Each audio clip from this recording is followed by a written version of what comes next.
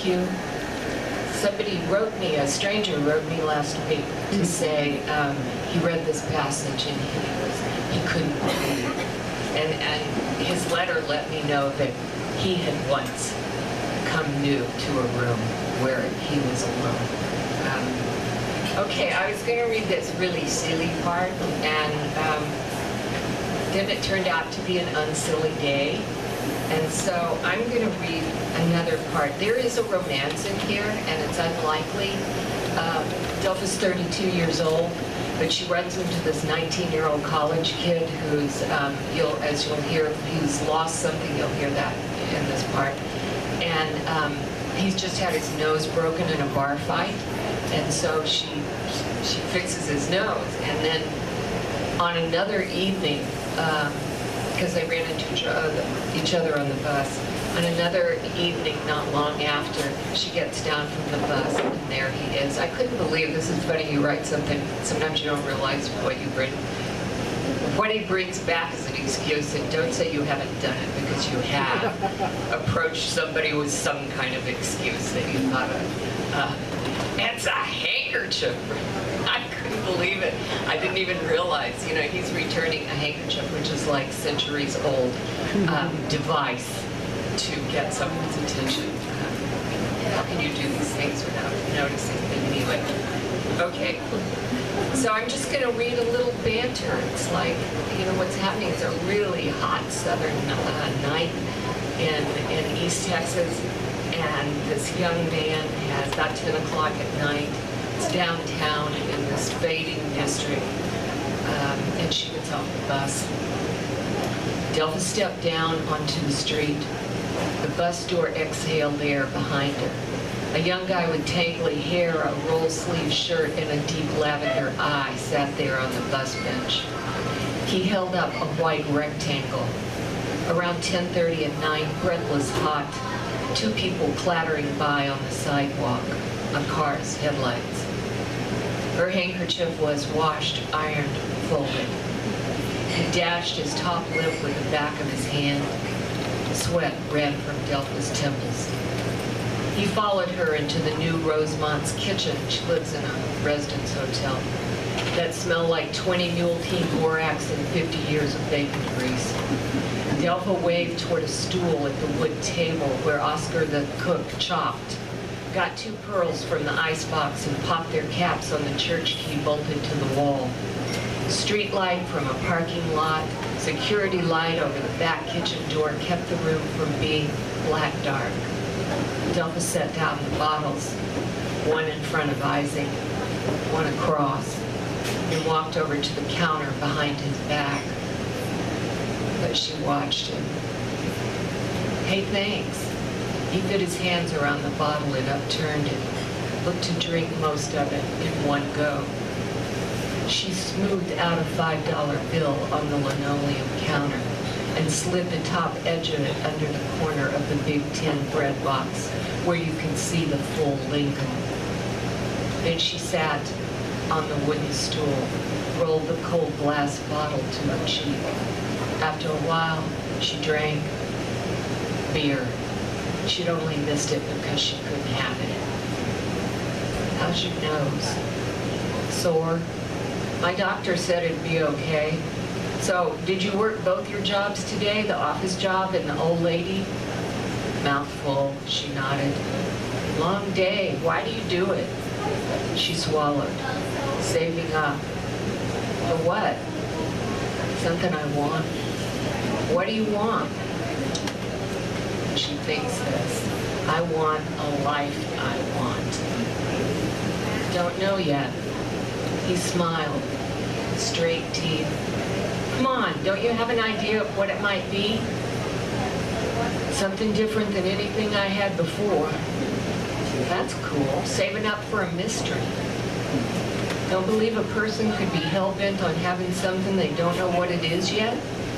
I don't know, but I know what I want. What? She'd known one thing he wanted when she saw the ironed handkerchief. He looked away from her. I want to be older, finished with college, making money. You're going to be older. There you go. Your first wish is granted now. Albert Einstein said, there's not any now. The past and the future and the present are all happening simultaneously.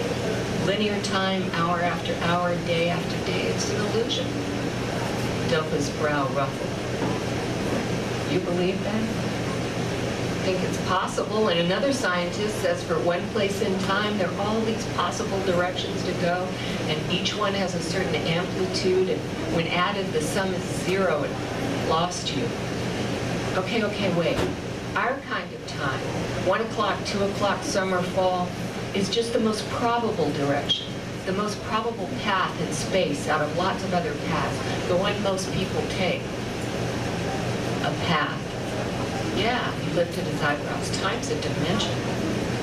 Okay, so on one path you live this life, or you could have took another road and lived in China, or Africa, or Chicago, if I'd taken a less probable path.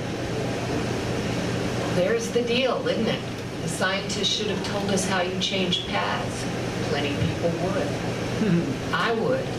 My mom keeps going on about these years are precious, but I just want to rocket forward. Does that make sense? Wanting years to be minutes? Oh yeah, I can understand that.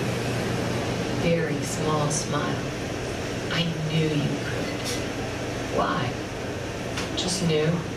He couldn't hold eye contact and shoved the last of his beer. The conversation stalled. Didn't bother Delpha.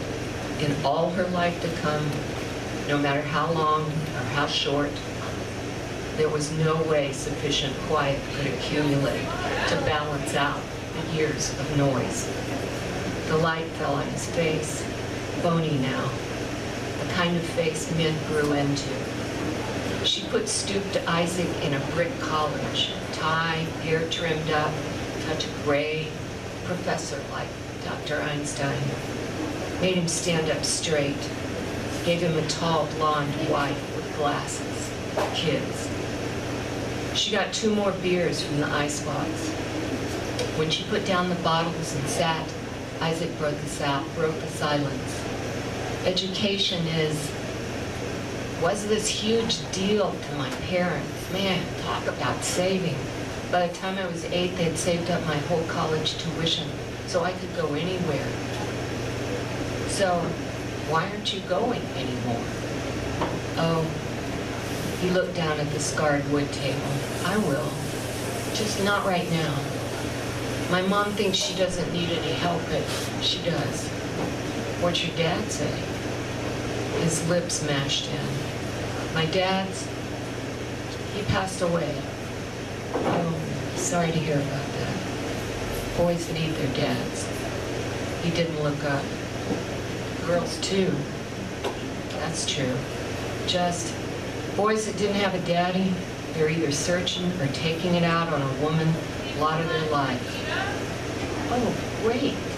Delpha pressed the barrel of cold bottle into her forehead and counted. Shit. She cleared her throat. Know what? I can run off terrible at the mouth. They sat there. He glanced up at her through his lashes, long lashes for a boy. No way. Guys that didn't have a dad, did they tell you that? She shifted sideways on the stool so that she faced the refrigerator. No, Isaac, and that's what I mean. A bunch of women told me that. Oh, he nodded. They sat. After a while, his fingers tapped her forearm. So, did you go to college? She didn't laugh. No. Would you have liked to? Yes. What would you have studied? I mean, like your major. When I know the answer to that, I know what I'm saving money for. What are you studying? Science. The only thing I ever liked as much was mythology. He shook his head. I was this dorky kid, not the biggest Superman fan, surprisingly. Well, not true. Superman's return to Krypton was cool. But Theseus, Perseus, Daedalus, they're major league. And Zeus and Thor, I wanted to hurl lightning on people. A pause. I sound 5 years old, right? Some people need lightning. Tell me about your dad.